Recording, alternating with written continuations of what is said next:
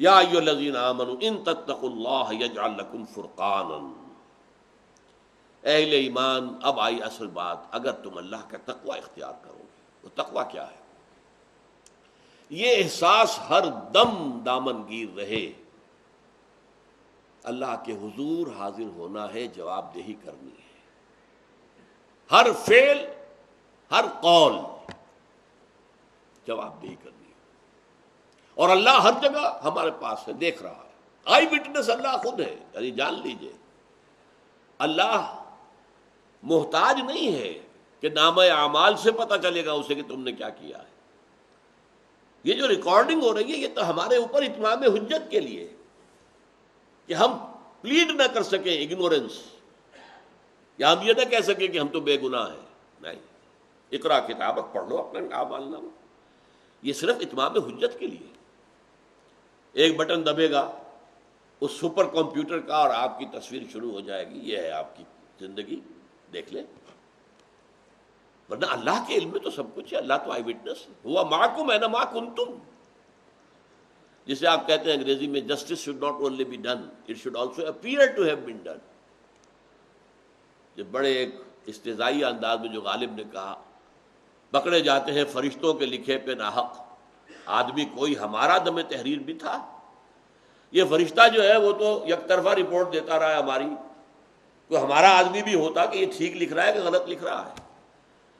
اس سارے کی کوئی غرض ہی نہیں۔ اللہ تعالیٰ جو ہے وہ تو خود ہر شے کا چشمدید گواہ ہے۔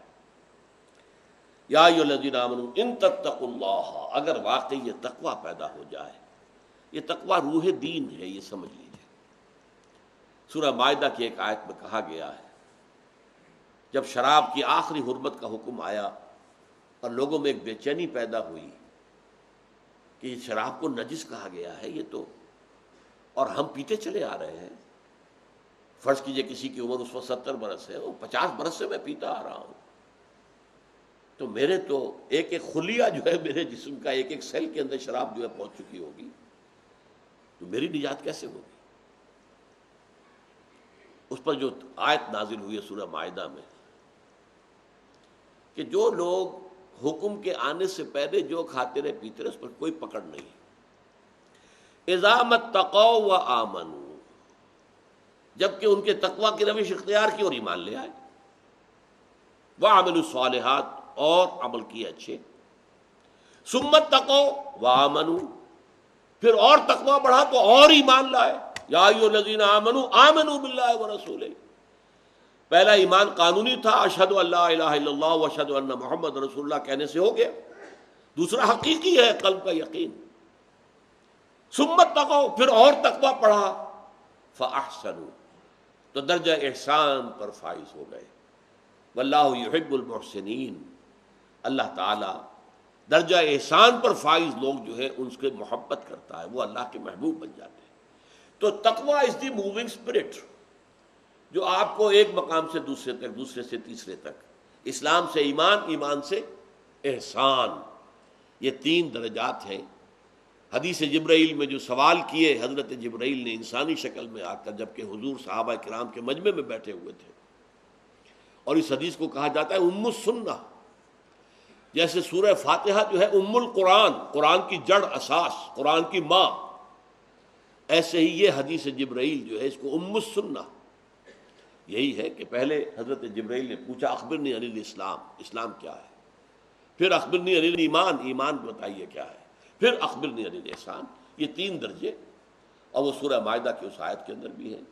پہلا ایمان قانونی ایمان، دوسرا ایمان یقین والا ایمان، قانونی ایمان اسلام ہے، دوسرا ایمان حقیقی ایمان ہے، تیسرا درجہ ایمان کا یقین ایسا ہو جائے کانک تراہ فإن لم تکن تراہ فإنہ یراک، وہ یقین اس درجے کو پہنچ جائے کہ تمہاری کیفیت یہ ہو جائے کہ گویا کہ تم اللہ کو دیکھ رہے ہو اپنی آنکھوں سے، ورنہ کم سے کم یہ احساس رہے ہر وقت اللہ مجھے دیکھ رہا ہے۔ جب یہ کیفیت ہوگی تو درجہ احسان پر فائز ہو جاؤ گے۔ تو یا ایھا الذین آمنوا ان تتقوا اللہ یجعل لکم فرقانا، اگر تم اللہ کا تقوی اختیار کرو گے، اللہ تمہارے اندر ایک صلاحیت پیدا کر دے گا، فرقان، فرق کر دینے والی بات، ہر مرحلے پر تمہارا اپنا دل تمہیں بتائے گا کہ صحیح راستہ کون سا ہے، غلط کون سا ہے۔ تمہارا دل بتائے گا کہ یہ غلط ہے، یہ صحیح ہے۔ بعض معاملات میں حضور سے جب لوگ سوال کرتے تھے، آپ جواب دیتے تھے استفت قلبک، اپنے دل سے فتویٰ مانگ لو بھائی، تمہارا دل بتا دے گا کہ یہ صحیح ہے یا غلط ہے۔ لیکن یہ کس کا دل؟ جس کے اندر تقویٰ ہے، جس کے اندر صحیح ایمان، حقیقی ایمان ہے، اس کا دل خود فرقان بن جاتا ہے، کسوٹی بن جاتا ہے، یجعل لکم فرقانا۔ بلکہ ایک میں تو الفاظ یہ بھی آئے ہیں، استفت قلبک ولا افتاک المفتی، چاہے مفتی تمہیں فتویٰ دے بھی دے کہ ہاں یہ جائز ہے، لیکن اگر تمہارا دل یہ کہہ رہا نہیں جائز نہیں ہے تو ہرگز مفتی کا فتویٰ نہ ماننا، اپنے دل کا فتویٰ ماننا۔ صلاح الدین ایوبی رحمۃ اللہ علیہ کا بیٹا یا نور الدین زنگی کا، یہ میں ذرا اس وقت مغالطہ ہو رہا ہے، شدید بیمار ہو گئے۔ سب طبیبوں نے کہا کہ شراب پینی ہوگی انہیں، اسی سے کوئی شفا کی امید ہے۔ ان کے سامنے کہا گیا یہ تو حرام ہے۔ حنفی فتوی مفتی کا فتویٰ لا کے رکھ دیا گیا، جان بچانے کے لیے جائز ہے۔ کہ ہو سکتا ہے دوسرے جو ہیں ان کے نزدیک جائز نہ ہو۔ چاروں فقہیں جو تھیں، حنفی، مالکی، شافعی، حنبلی، سب کے مفتیوں کے فتوے لا کر رکھ دیے، دیکھیے سب کہہ رہے ہیں جائز۔ چاروں کو بلا لیا، مجھے یہ بتاؤ کہ کیا اللہ تعالی مجھے شفا دینے پر قادر نہیں ہے بغیر شراب کے؟ نہیں جی نہیں، اللہ تو قادر ہے۔ اور کیا اللہ اگر شفا نہ چاہتا ہو تو کیا اس شراب سے شفا ہو جائے گی؟ کہ نہیں نہیں نہیں، یہ تو نہیں۔ تو اٹھاؤ اپنے فتوے اور دفع ہو جاؤ۔ اس اللہ کے بندے نے جان دے دی شراب، اور یہ بادشاہ کے بیٹے کا، شہزادے کا معاملہ ہے۔ تو یہ جو لکم فرقان، اللہ تمہارے دل میں وہ صلاحیت رکھ دے گا، وَيُكَفِّرْ عَنْكُمْ سَيِّئَاتِكُمْ، اور اگر کہیں کوئی غلطی ہو بھی گئی تو اللہ تعالیٰ معاف کر دے گا، تمہاری برائیوں کو تم سے دور کر دے گا، وَيَغْفِرْ لَكُمْ، اور تمہیں بخش دے گا، وَاللَّهُ ذُو الْفَضْلِ الْعَظِيمِ، اور اللہ تعالیٰ بہت بڑے فضل والا ہے، اس کے